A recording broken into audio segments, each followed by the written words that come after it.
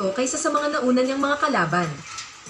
Agad na umatake si Jack gamit ang kanan, kung saan matek na sa kanya na walang talabito kay Pickle, ngunit ang kumuha talaga ng kanyang atensyon ay ang mga matatalas na ngipin ng sinaunang tao at hinamon na magkagatan daw sila. Dahil daw champion siya sa pagbabalat ng buko tuwing fiesta, sumugod si Jack kay Pickle at nagsalpukan na nga ang dalawang baklang maskulado. Habang nangyayari iyon, ipinaalam naman ito ni Tokugawa kay Baki na ang kanyang utol ay iba na ang taste ngayon. At dahil mas buang si Pickle ay natalo niya si Jack at winasiwas ang tao na parang hotdog at tumilapon. Kaya nang ipakita ang mukha ni Jack ay binalatan ito ni Pickle at saka kinain.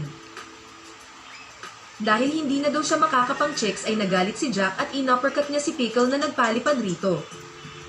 Gayunpaman, sa dami-dami na ng pangang na durog niya, napansin ni Jack na may makapal na panga si Pickle dahil hindi man lang niya naalog ang utak nito. Sumugod si Baki sa arena kasama si Retsu ngunit masyado na silang huli.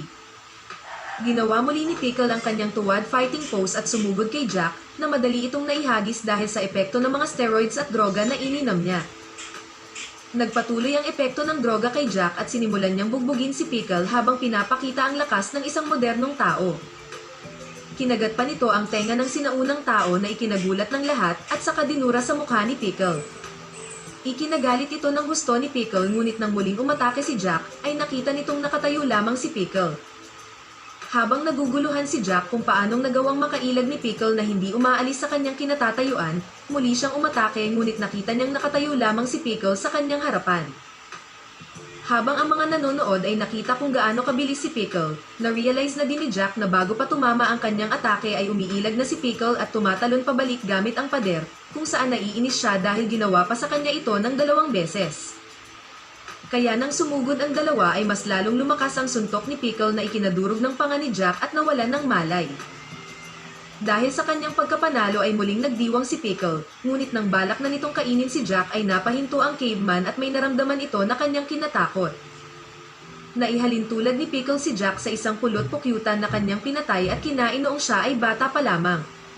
Kahit ito ay kanyang napatay ay nagbigay pa din sa kanya ito ng matinding sakit na muli niyang naalala nang maramdaman niya ang patibong ni Jack.